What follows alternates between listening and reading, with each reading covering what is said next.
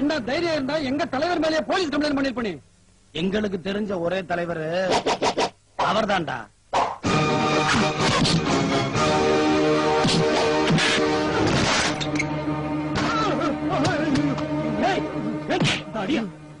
அடிச்சிட்டு வாடா, அடி வாங்கிட்டு வந்து நிக்கிறேன். ஐயோ தலைவரே, ரெண்டு கண்ணு கலங்கி போச்சுங்க. போய் அடிறவன.